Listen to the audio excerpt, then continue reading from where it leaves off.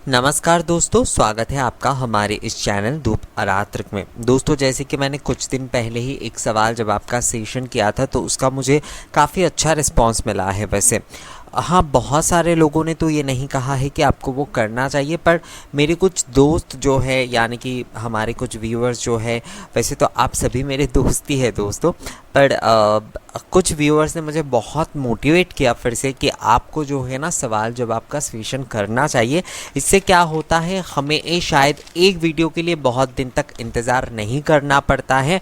हमारे कुछ सवाल का जवाब जो है हमें उसमें मिल जाता है। आप बाद में जाकर जो है उस वीडियो को विस्तृत से भी बना सकते हैं, यानी कि जो सवाल जवाब के विषय को लेकर आप एक विस्तृत वीडियो जो है वो आप बाद में भी बना सकते हैं। तो ये मुझे बहुत अच्छा लगा ये सुझाव, और पहले तो मैं आप सभी का जो है धन्यवाद करता हूँ। इसीलिए जो है मैं आज फिर से जो है ये सवाल जवाब के विषय को लेकर आया हूँ।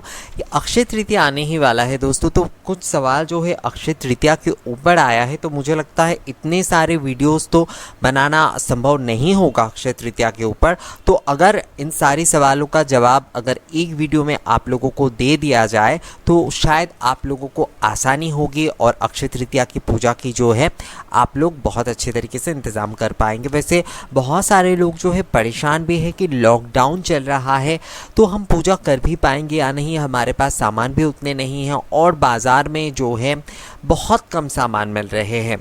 तो दोस्तों, इतना ज़्यादा सोचिए मत, आपके पास जितना सामान है, आपको जितना मिल जाता है आप उससे ही पूजा कर लीजिए।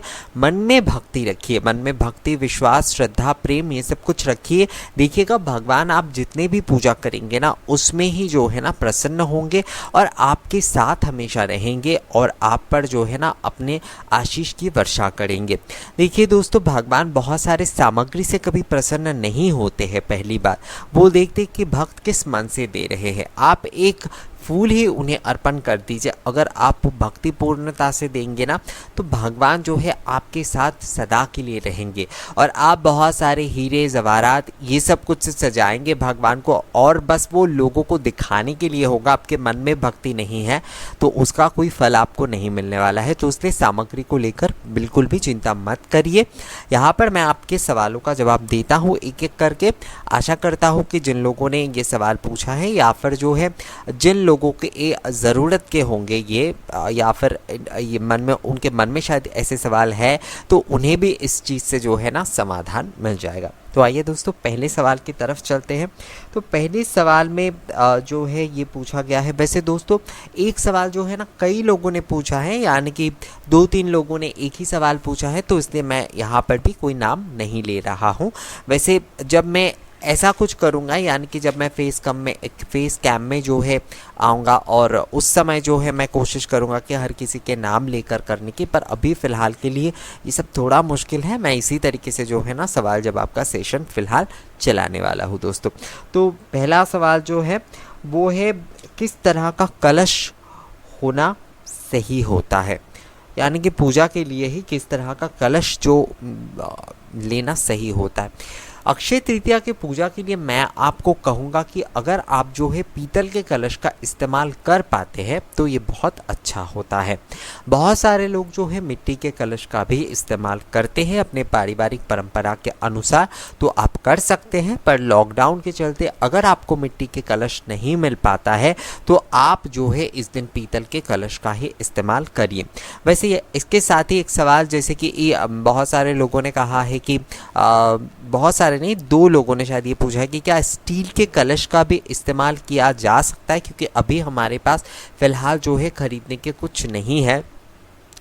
तो देखिए दोस्तों, अगर आपके पास उपाय एकदम से है ही नहीं, यानी कि इस दौरान जो है आप अलग से कोई पीतल का कलश नहीं खरीद पा रहे हैं और आपके घर पे इस पूजा को करने के लिए कोई पीतल के कलश नहीं है, तो आप जो है स्टील के कलश का इस्तेमाल कर सकते हैं। कलश स्थापना ना करने से बेहतर है कि आप जो है स्टील के कलश में जो है ना चंदन और हल्दी के पानी और गंगा जल मिलाकर जो है आप वो पानी कर लीजिए और उसमें औषधि अगर मिला पाते हैं थोड़ा बहुत तो वो अच्छा होता है, बाज़ार में वो मिल जाता है। और अगर नहीं भी मिल पाता है आपको तो आप चंदन पाउडर और हल्दी जो है उसमें ज़रूर मिला दीजिए। इस तरह से जो है आप स्टील के कलश में भी पूजा कर सकते हैं। पर मैं फिर से कहूँगा आपको कि इस पूजा के लिए यानी कि अक्षय तृतीया की पूजा के लिए पीतल का कलश ही जो है वो सबसे सही होता है। अब आते हैं कितने बजे के भीतर ये पूजा करना सही होता है सुबह के समय। सुबह के समय वैसे तो पूर्वाह्न के भीतर अगर पूजा किया जाए तो ये सबसे ज़्यादा सही होता है, जो कि 9:27 के भीतर होता है। ये पूर्वाह्न का समय होता है, यानी कि 9:27 तक जो है पूर्वाह्न रहता है।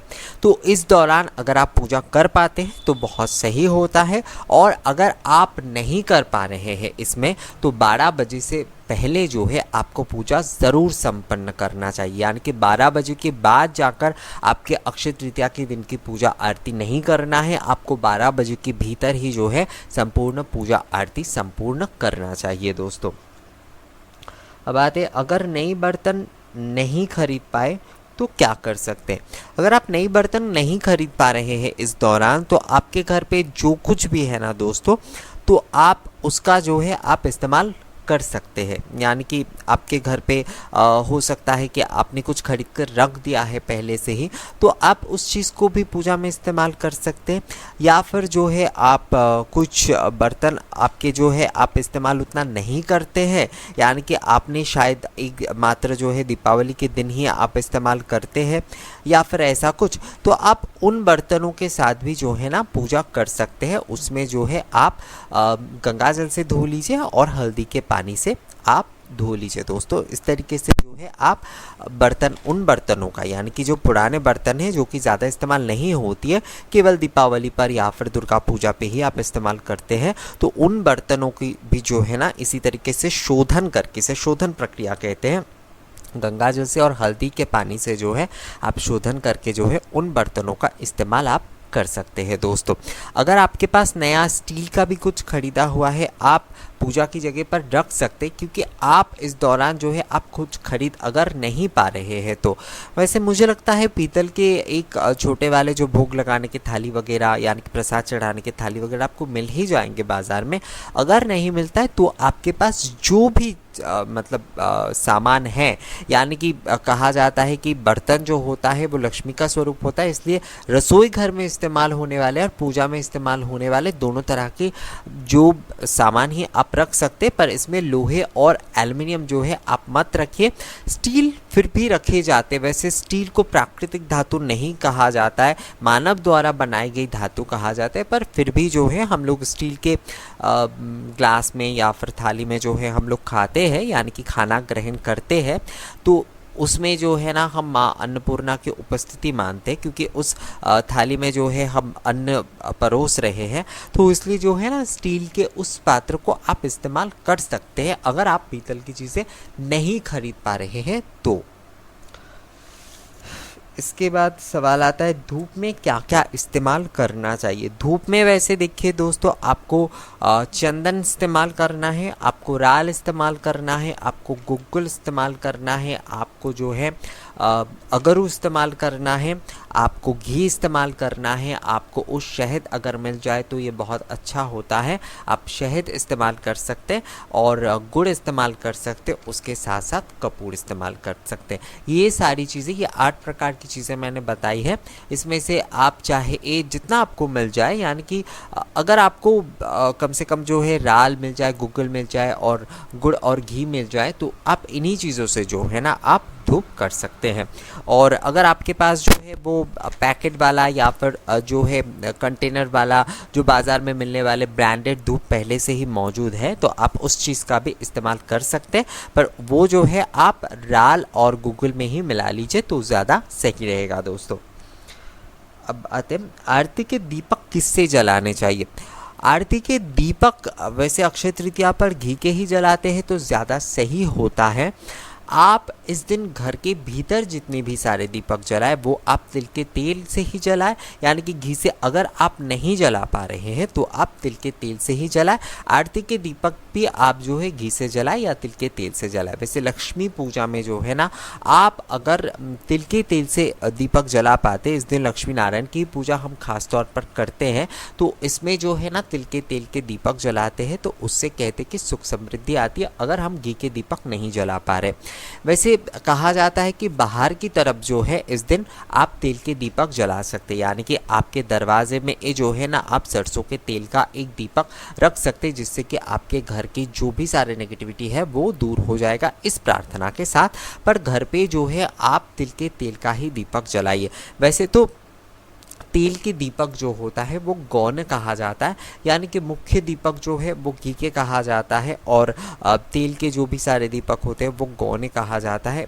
गौण का मतलब होता है कि जो दीपक, यानी कि आप जो है एकदम से ना करने की जगह है, कम से कम आप जोत तो कर रहे हैं उस चीज़ से, पर वो मुख्य नहीं होता है, पर उसमें भी आपको वही फल मिलेगा। तो आप जो है दोस्तों बस अब घी का जलाने की कोशिश कीजिए। हो सकता है आपके पास उतने मात्रा में घी नहीं है इस दौरान, क्योंकि लॉकडाउन चल रहा है, बाज़ार में घी की कमियां भी हो सकती है, तो उसमें आप तिल के तेल का उपयोग कर सकते हैं। और अगर आपके पास तिल के तेल, कई प्रदेशों में तिल के तेल भी अलग से मिलना इस समय मुश्किल हो रहा है, तो अगर आपको नहीं मिल रहा है तो आप सरसों के तेल से दीपक जलाकर आरती कर सकते हैं। समस्या उसमें कोई नहीं है दोस्तों, क्योंकि सरसों का तेल जो होता है वो पीला तेल होता है, और पीली हर चीज़ का जो है ना पूजा में इस्तेमाल करना शुभ माना जाता है। अब इसके बाद आते हैं, क्या अपने गहने भगवान को पहना सकते हैं? हाँ, पहना सकते हैं दोस्तों, उससे कोई समस्या नहीं है, पर रोज़ के जो गहने आप पहनकर रहते हैं उसे मत पहनाइए। कुछ गहने जो आप उठाकर रखते हैं उन सारी गहनों को जो है ना आप हल्दी के पानी में एक बार धो लीजिए और उसके बाद भगवान को पहना दीजिए, कोई समस्या नहीं है उसमें। क्या शंख नहीं है तो क्या करें? ये एक सवाल है कि क्या शंख नहीं, ये वैसे कई लोगों का सवाल है दोस्तों। कई लोगों को शंख बजाना नहीं आता है और कई लोगों के पास शंख नहीं है। कई प्रदेशों में जो है ना विशेष दिन में ही सिर्फ शंख बजाई जाती है, प्रतिदिन की पूजा में वहाँ पर शंख बजाने की विधि नहीं है। तो अगर आपके पास शंख नहीं है तो आप शंख मत बजाइए, उसमें समस्या नहीं है। इससे ऐसा कुछ नहीं है कि ये जो है ये पूजा असंपूर्ण रहेगा या ऐसा कुछ। वैसे शंख ध्वनि करने से जो होता है ना वातावरण में ये जो जीवाणु होते हैं वो भी मर जाते हैं एक प्रकार से, और हम एक तरीके से वार्ता देते हैं ये कि हम पूजा कर रहे हैं। तो क्या होता है, जैसे कि कई लोग जैसे रास्ते से जा रहे हैं या जिनके घर में पूजा नहीं होती, तो हमारे शंख ध्वनि सुनकर जो है ना वो भी प्रणाम कर लेते हैं, उन्हें भी पुण्य मिल जाता है। तो इसलिए जो है हम एक तरीके से ये सामाजिक तौर पर जब करते हैं, यानी कि हम अपने घर पे ही पूजा कर रहे हैं, प्रार्थना कर रहे हैं, और हम उस प्रार्थना को जो है ना शंख ध्वनि के माध्यम से हर किसी के कानों तक पहुंचाते हैं, ताकि ये अगर कोई घर पे पूजा नहीं कर पा रहा है किसी कारणवश, तो जो है वो भी प्रणाम कर ले उस समय, उन्हें भी जो है उस पूजा का फल, भगवान का आशीर्वाद जो है मिले। तो आपके पास अगर शंख नहीं है तो आप मत बजाइए, उसमें समस्या नहीं है दोस्तों। अब उसके बाद सवाल आता है, क्या इस दिन व्रत रखना ज़रूरी है?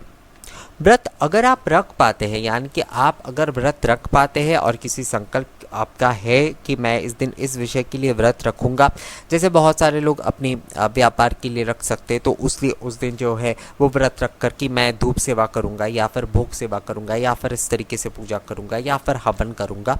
तो आप जो है अगर पूरे दिन व्रत रख पाते हैं इस तरीके से तो आप रख सकते हैं। वैसे व्रत जो है आपको संध्या की पूजा के समय तक रखना होगा, यानी कि संध्या की आरती तक ही रखना होगा। ऐसा नहीं है कि आपने जो है व्रत सुबह की ही रखा और दोपहर में जो है ना आपने बहुत ज़्यादा खान पान कर लिए व्रत रखने के बाद। बहुत सारे लोग जैसे करते हैं, मैंने ऐसा देखा है, मैं सबको नहीं कहता, पर बहुत सारे लोगों को मैंने देखा है कि बस वो 12 बजे तक व्रत रख लेते हैं और उसके बाद बहुत ज़्यादा खान पान कर लेते। ऐसा नहीं है, बहुत ही सात्विक भोजन कीजिए आप। खिचड़ी वगैरह ये सब कुछ आप ले सकते हैं, दलिया वाली खिचड़ी ले सकते हैं, साबूदाने की खिचड़ी ले सकते हैं। तो ये सारी चीज़ें आप लीजिए और संध्या के आरती पूजन के बाद ही जो है ना आप पूरी वगैरह ये सब कुछ खा सकते हैं। ठीक है दोस्तों, इसके बाद जो सवाल आता है वो सवाल है केवल धूप से अगर पूजा करें तो कैसे करें। वैसे ये मैं बहुत सारे वीडियो में बताता हूँ दोस्तों, केवल अगर आप धूप से पूजा कर रहे हैं तो आपको धुनुची धूप से ही पूजा करना होगा, यानी कि धुनुची धूप को जो है हवन समान धूप कहा गया है, तो इसलिए जो है ना आपको धुनुची धूप से ही पूजा करना है। आपको अक्षत, चंदन, पुष्प से जो है ना पूजा करना है आपको।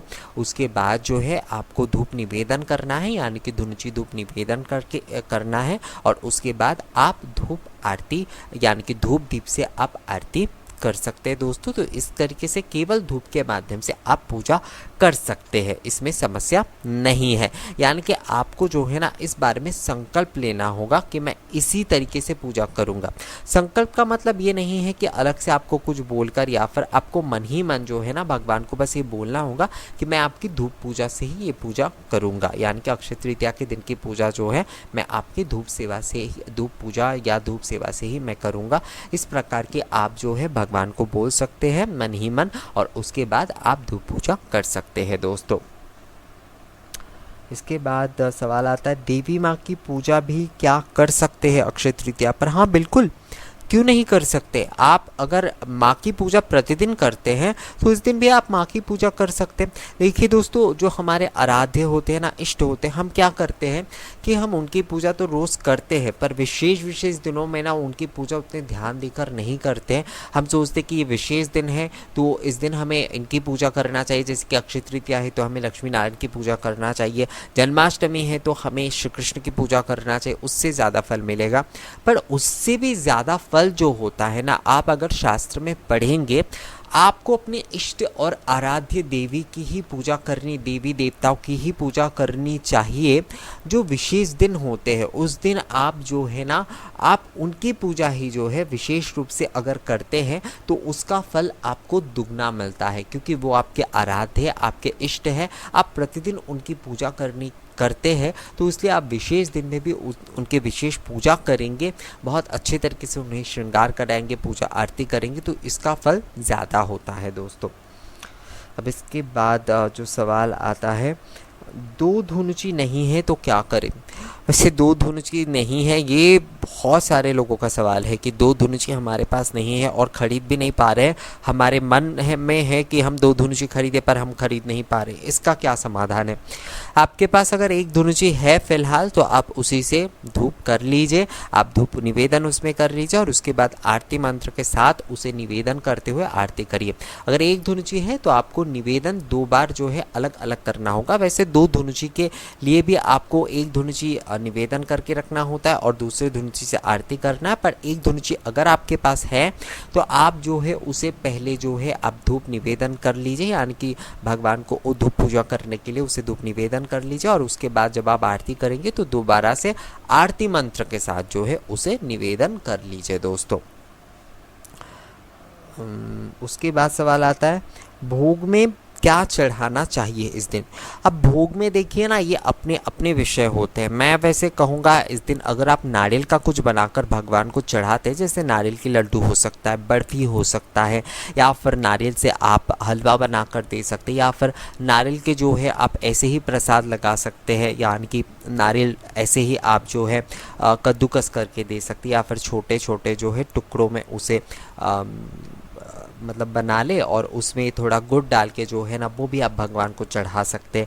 आप सूखे मेवे के साथ नारियल चढ़ा सकते हैं, या फिर जो है आप अगर खिचड़ी का भोग लगाते हैं या फिर ऐसा कुछ करते हैं तो वो भी आप दे सकते हैं। आप नारियल की दूध में जो है ना आप खीर बनाकर दे सकते हैं, या फिर नॉर्मल खीर भी आप बनाकर दे सकते हैं। तो ये सारी चीज़ें बहुत अच्छा होता है अगर आप जो है अक्षय तृतीया के दिन बना पाते। वैसे अगर आपके घर में भोग लगाने की प्रथा है तो आप नॉर्मल भोग जो बना रहे हैं प्रतिदिन के लिए वही आप दे सकते हैं, और उसमें थोड़ा सा नारियल के अगर कुछ दे पाते कि नारियल के आपने बस बर्फ़ी भगवान को दिए तो वही काफ़ी है दोस्तों। और पूरी सब्ज़ी के साथ भी नारियल के बर्फ़ी या लड्डू भी आप उस दिन चढ़ा सकते हैं, यह अच्छा रहेगा वैसे। अब सवाल आता है धूप सेवा और भोग सेवा कैसे करें इस दिन। अब धूप सेवा और भोग सेवा जैसे कि करनी होती है, मैंने कई वीडियो में बताया है, फिर से मैं आपको यहाँ पर बताता हूँ, आपको जो है धूप सेवा अगर करना है तो आपको जो है ना मंगल आरती के समय यानी कि मंगल धूप जो है उस समय से, घर के पूजा के लिए उसे मंगल धूप कहा जाता है, मंदिर के पूजा के लिए मंगल आरती कहा जाता है। तो मंगल धूप के समय से लेकर जो है आपको संध्या के आरती तक इसे करना होगा दोस्तों। यानी कि आपको जो है मंगल धूप के समय एक बार धूप करना है, उसके बाद 9:27 के भीतर एक बार धूप करना है, उसके बाद जो है मध्याह्न की जो यानी कि धूप सेवाओं के बारे में मैं कह रहा हूँ, आपको जो है धूप सेवा करना है 9:27 के भीतर। उसके बाद 12 बजे के भीतर आपको एक बार धूप सेवा करना है, और उसके बाद जो है अगर आप चाहते हैं तो 4 बजे आप उत्थान धूप सेवा कर सकते हैं, या फिर जो है आप आरती के समय यानी कि जो संध्या आरती होगी उसके पहले जो है आप धूप सेवा करके आरती करके जो है आप अपनी धूप सेवा संपूर्ण कर सकते हैं दोस्तों। तो इस प्रकार से आपको करना होगा। भोग सेवा में जो है आप अगर कर पाते हैं तो आप इन सभी समयों में जो है ना कुछ कुछ भोग आप लगा सकते हैं, जैसे कि मंगल धूप के समय जो है आप माखन मिश्री बतासे इन सारी चीज़ों का भोग लगा सकते हैं, या फिर सिर्फ बतासे के शरबत उस समय आप दे सकते हैं। पूजा जब आप कर रहे हैं तो पूजा धूप में भी जो है ना, या फिर पूजा के समय भी जो है आप उस समय जो है आप फलों का भोग लगाकर आरती कर सकते हैं। उसके बाद मध्याह्न के समय जो भी अन्य भोग वगैरह होता है, यानी कि अन्न का मतलब होता है कि जैसे कि चावल पूड़ी सब्जी जो कुछ भी आप भोग लगाना चाहते हैं वो लगाकर आपको एक बार आरती करना होगा। उत्थान के समय वैसे अलग से किसी प्रकार की भोग नहीं होती है, उस समय आप अगर चाहे तो आप शरबत चढ़ा सकते हैं, जैसे मिश्री का शरबत या फिर गुड़ के या बतासे का शरबत जो है आप उस समय चढ़ा सकते हैं। चढ़ाकर आपको एक बार आरती करनी होगी, और संध्या आरती से पहले भी आपको जो है ना मिठाई या फिर मीठे में कुछ हलवा वगैरह ये सब कुछ आप चढ़ाकर जो है आप आरती कर लीजिए। आप धूप सेवा भोग सेवा दोनों एक साथ कर सकते हैं, यानी कि धूप सेवा के साथ भी आप भोग सेवा कर सकते हैं और भोग सेवा के साथ भी आप धूप सेवा कर सकते हैं। यानी कि केवल धूप सेवा आप कर सकते हैं, आप केवल भोग सेवा कर सकते हैं, और धूप सेवा और भोग सेवा दोनों ही आप इस दिन कर सकते हैं दोस्तों। अब सवाल आता है, ये मैं लास्ट सवाल लूँगा दोस्तों क्योंकि वीडियो बहुत लंबा हो जाता है वरना। सवाल है कि इस दिन तुलसी माँ की पूजा करें या नहीं करें। हाँ बिल्कुल करिए, इसमें कोई समस्या नहीं है। ये जो विषय है ना तुलसी माँ की पूजा को लेकर, वैसे कहा जाता है कि रविवार के दिन जो है आपको जल नहीं चढ़ाना चाहिए। वैसे ये एक मुझे लगता है ये एक लौकिक विश्वास है, ये कहीं पर भी इसका कुछ अलग से जो है ना जिक्र नहीं है, और इसके बारे में अलग अलग लोग अलग अलग प्रकार के तर्क देते हैं। वैसे मैंने जो है, क्योंकि तुलसी पूजा जो है वैष्णवों में ज़्यादा प्रचलित है, तो मैंने ज़्यादातर जो वैष्णवों से बात की है तो उनका कहना है कि ऐसा कुछ विधान नहीं है कि आपको जो है ना रविवार के दिन तुलसी में पानी नहीं चढ़ाना चाहिए। पर क्या होता है कि हफ्ते में एक दिन अगर आप जो है रेस्ट देते हैं, यानी कि आप प्रतिदिन पानी चढ़ाने की जगह जो है आप एक दिन कम से कम रेस्ट देते, तो ये जो होता है ना उस पेड़ के लिए अच्छा होता है। तो इसलिए जो है शायद हो सकता है ये नियम, पर उस दिन भी अगर आप पानी नहीं भी चढ़ाते हैं तो आप धूप दीप से उनकी पूजा आरती करने में कोई समस्या उसमें नहीं है। केवल पानी चढ़ाने की ही मनाही है, ऐसा ही ज़्यादातर देखा गया है, यानी कि नियम के अनुसार पानी नहीं चढ़ाया जाता है। आप दूसरे पूजा के ये चीज़ें जो है आप कर सकते हैं दोस्तों। तो इसलिए जो है आप उस दिन तुलसी पूजन कर सकते हैं। मुझे समझ में आ रहा है क्योंकि ये सवाल ज़्यादातर लोगों ने क्यों किया है, क्योंकि वो दिन रविवार है, तो इस वजह से शायद लोगों के मन में ये कन्फ्यूजन हो रहा है कि उस दिन माँ तुलसी की पूजा करे या ना करे। वैसे लक्ष्मी नारायण की पूजा के बाद तुलसी माँ की पूजा ज़रूर करें दोस्तों।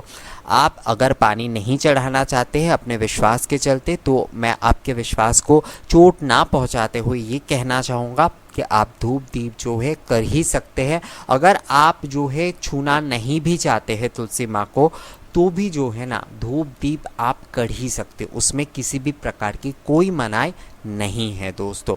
तो इसलिए जो है आप इस दिन इस प्रकार से जो है आप तुलसी पूजन कर सकते हैं।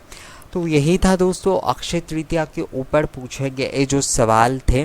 तो मैंने आपको जितना हो सका मेरे जानकारी में जितना था, और मैंने वैसे अभी भी शायद 5-7 और भी सवाल थे, तो मैं उतने सारे सवाल का अगर जवाब देने जाऊंगा दोस्तों तो वीडियो शायद इतना लंबा हो जाएगा कि आप लोगों के भी मतलब पसंद नहीं आएगा, यानी कि आप लोग भी कहेंगे इतना लंबा वीडियो बना दिया आपने सवाल जवाब के ऊपर। तो इसलिए जो है मैं इस वीडियो को यहीं पर एंड कर रहा हूँ दोस्तों। अगर आपको कोई जानकारी चाहिए अक्षय तृतीया के विषय में, या फिर आप कुछ साझा करना चाहते हैं मुझे, तो आप कमेंट्स करके ज़रूर बताइए।